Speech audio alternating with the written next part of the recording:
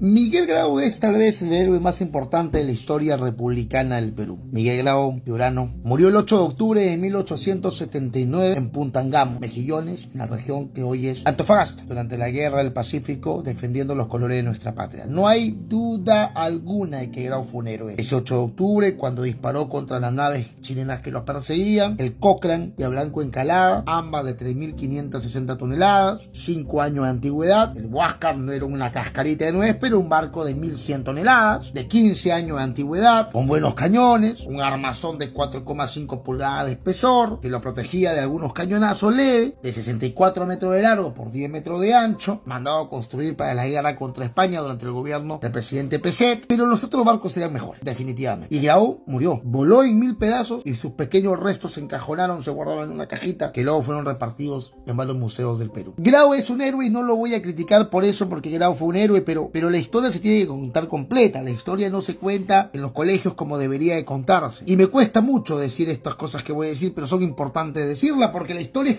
insisto, la historia es apasionante y hay cosas que no se pueden dejar de lado. El Huáscar tenía un arma poderosa, su velocidad. Era muy sagaz. Miguel Grau mezclaba algunos componentes que hacían que el barco fuera mucho más rápido que los otros barcos. Y al ser menos pesado, también no era tan lento como los barcos chilenos. Los barcos chilenos llegaban 11 nudos, 11 y medio. Por ahí algunos dicen. El Huáscar llegaba a 13. Algunos datos dicen que llegaban a 14,5 nudos de velocidad. Es un montón, bien veloz, en comparación a los barcos enemigos. Por eso es que el presidente Mariano Ignacio Prado ordenaba atacar y desaparecer. Atacar y desaparecer. Y Miguel Grau hizo eso. Cortaba cable de comunicación y escapaba. Incendiaba lanchas y escapaba. Bombardeaba un puerto y escapaba. En el momento de la persecución, al ser el Huáscar menos pesado, le ganaba ventaja al que lo perseguía. Y el que lo perseguía era más lento y disparaba cañones. Y cada disparo lo retrasaba. Por eso es que el Huáscar lograba escapar. Las correrías del Huáscar, por eso se llaman estas, ¿no?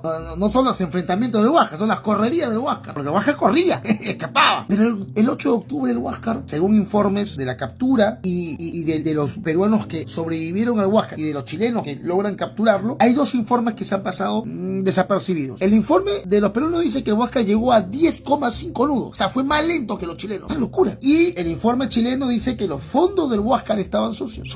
¿Qué es decir que los fondos de un barco están sucios? A ver, el fondo del Huáscar, parte de abajo que está en el mar, como es un armatoste, a la hora de estar en el mar, se lleva todo lo que encuentra. Basura, moho, plancton, basurilla que deja el mar. Todo eso se pega a la base y mientras más basura tiene, más lento es. El Huáscar tenía los fondos sucios el 8 de octubre de 1879. Podríamos esperarlo de alguien que era un neófito, un inexperto, un imberbe en la marina, pero no de Miguel Grau. Grau había sido marino desde los 9 años, había dado la vuelta al mundo por lo menos 2 o 3 veces, posiblemente hablaba un inglés masticado, había estado en barcos balleneros, el mar era su vida. ¿Cómo no saber que los fondos del Huáscar estaban sucios? ¿Cómo no saberlo? Se confió demasiado, quería darnos una hazaña por todo lo que se hablaba y quería inspirarnos para ser más valientes en la guerra, o había una intención política detrás de eso de Miguel Grau. Hay que debatirlo, hay que conversarlo, hay que dialogarlo. Las cartas que le escribe a su esposa, donde se dice que se habla mucho de su posibilidad de ser presidente del Perú, era opositor al presidente Mariano Ignacio Prado.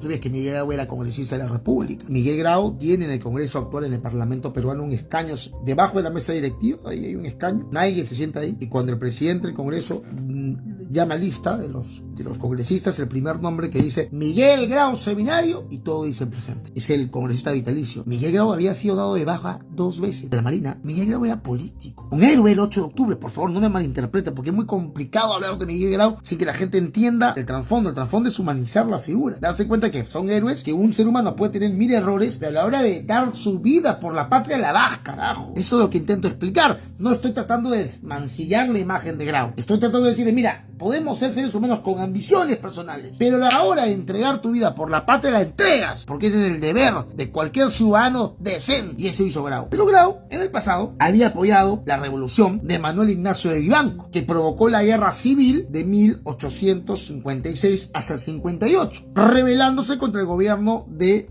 Ramón Castilla, porque Ramón Castilla en el 54 había abolido la esclavitud. Le dijo a los esclavistas, mira, ya no hay a partir de ahora ningún negro es esclavo. Los esclavistas que trabajaban en las haciendas azucareras le dijeron, espérate, lo te ves para acá. ¿Y ahora qué hago? O sea, este negro me ha costado, le doy comida, le doy casa, le doy todo. Ahora tú me dices que no la puedo esclavizar. Está bien ya, está bien, ¿qué puedo hacer? Es ley, pero págame por cada negro liberto. Y le pagaron 300 pesos con plata del guano a cada uno de los esclavistas que dejaba un negro liberto por ley. Los esclavistas, está bien, recibieron la plata, pero después se acabó el dinero y dijeron, ¿de dónde sacamos plata? ¿De dónde tenemos dinero? Empezaron a traer, como en el pasado, a chinos, culíes, miserables, a los que prácticamente esclavizaban en las haciendas azucareras de Cañete, por ejemplo, que en la guerra del Pacífico, cuando Chile pasa por Cañete, todos esos chinos que eran esclavizados por los hacendados se tornan a favor de los chilenos y empiezan a hacer tumbas para que entierren los chilenos a sus muertos.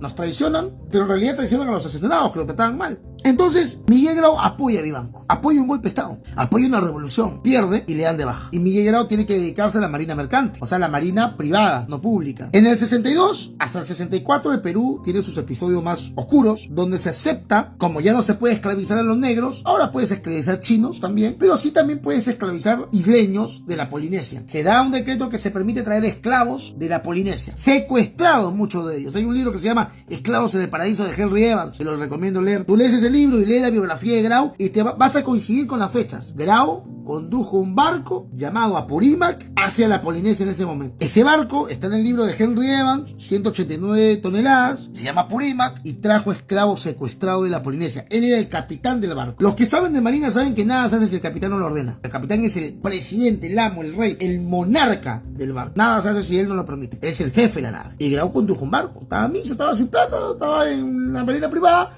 No era ilegal tampoco hacerlo, pero era inmoral. Y Grau respaldó eso conduciendo un barco desde allá con esclavos secuestrados para que trabajen en las haciendas azucareras. Miguel Grau fue un héroe, pero fue un héroe humano, no fue un héroe inmaculado, no fue un santo. Fue un héroe. ¿Por qué cuento esto? Porque mucha gente cree que los héroes tienen que ser inmaculados y no lo tienen que ser. Para terminar este video, tú puedes ser una persona con muchos errores, muchos defectos. Sí, puedes haberte equivocado en la vida, pero a la hora de dar tu vida por tu patria, por tu bandera, por tus colores, por tu gente, hay que hacerlo. Los políticos hoy son malos y finalmente siempre actúan mal.